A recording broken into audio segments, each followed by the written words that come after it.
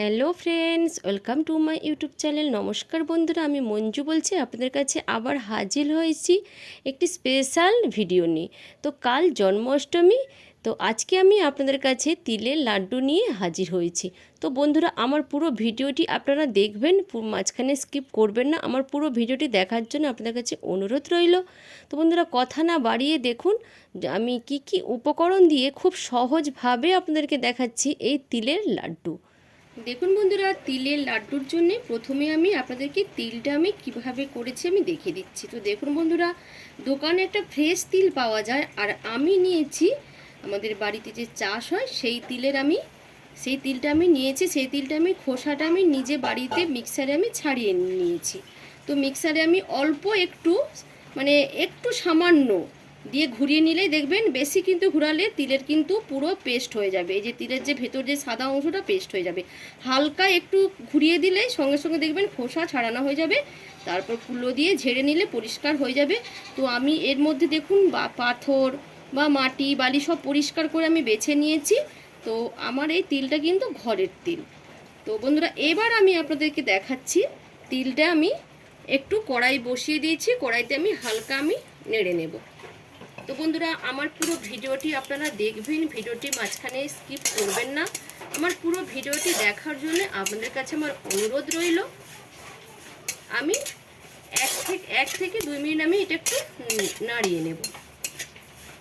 দেখুন বন্ধুরা, তিলের থেকে একটা খুব সুন্দর একটা গন্ধ বেরিয়েছে, আর তিলটা একটা দুটো করে ফুটফট করে ফুটছে। তখনই ভাববেন যে তিলটি ভাজা হয়ে গেছে। এবার আমি একটি পাত্রের মধ্যে তিলটা আমি ঢেলে। দেখুন বন্ধুরা, সেই কড়াইটা আমি বসিয়ে দিয়েছি।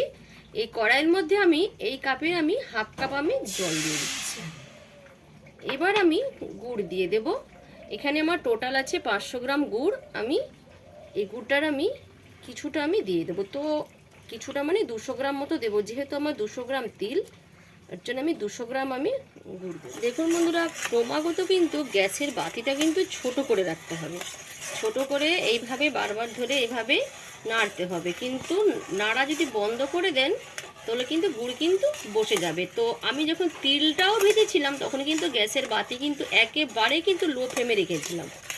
এইটা কিন্তু মাথায় রাখতে হবে যে গ্যাসের বাতি একেবারে লোতে রাখতে হবে। আর আমি দিচ্ছি, দেখুন, দুটো এলাচকে আমি ফাটিয়ে নিয়েছিলাম, সেই দুটো এলাচকে আমি দিয়ে দিচ্ছি। কেউ এলাচের দানাও দিতে পারেন বা গোটাটা ছাড়িয়েও দিতে পারেন। তো এটা অপশনাল, যদি কেউ পছন্দ না করেন নাও দিতে পারেন। আমি পছন্দ করি বলে আমি এলাচটা দিচ্ছি। বন্ধুরা, গুড়ের পাক কিন্তু হয়ে গেছে। দেখুন, গুড়ের কিন্তু বাবলস কিন্তু আর একটু কিন্তু ফুটে উঠছে না। এবার আমি দেখুন আপনাদেরকে দেখাচ্ছি আরেকটা পদ্ধতিতে যে পাকটা ঠিক হয়েছে নাকি আপনারা কি করে দেখুন। আমি একটু গুড় এই জলের মধ্যে দিয়ে নিয়েছি। এবার দেখুন এটা হয়েছে নাকি। এই দেখুন, পারফেক্ট একেবারে হয়ে গেছে। এই দেখুন, একেবারে হয়ে গেছে। এবার আমি ভেজে রাখা তিলটা অল্প অল্প করে দিয়ে দেবো। তো গ্যাসের ফ্লেম কিন্তু একেবারে লোতে রাখতে হবে।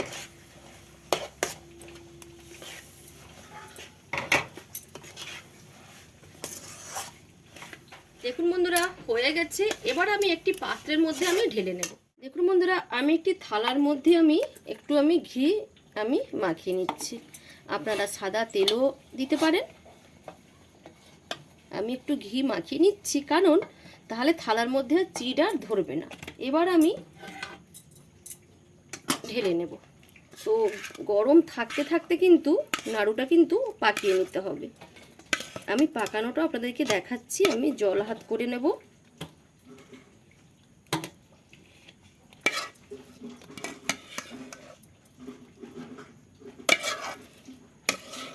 দেখুন বন্ধুরা, আমি একটি পাত্রের মধ্যে ঢেলে নিয়েছি। এবার আমি জল হাত করে আস্তে আস্তে এগুলো গোল গোল পাকিয়ে নেব। তো এটা কিন্তু গরম থাকতে থাকতে কিন্তু করতে হবে। দেখুন, এইভাবে সুন্দরভাবে দেখুন করে নিচ্ছি। এবার আমি সবগুলো এইভাবে করে নেব।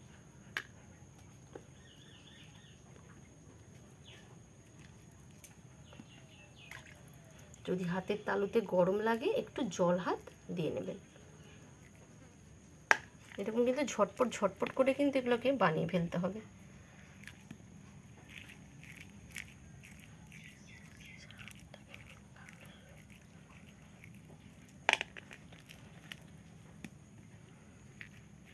এখনই দেখেছেন খটখট খটখট কেমন আওয়াজ হচ্ছে, খুব সুন্দর, কিন্তু চিটটা কিন্তু খুব সুন্দর হয়েছে।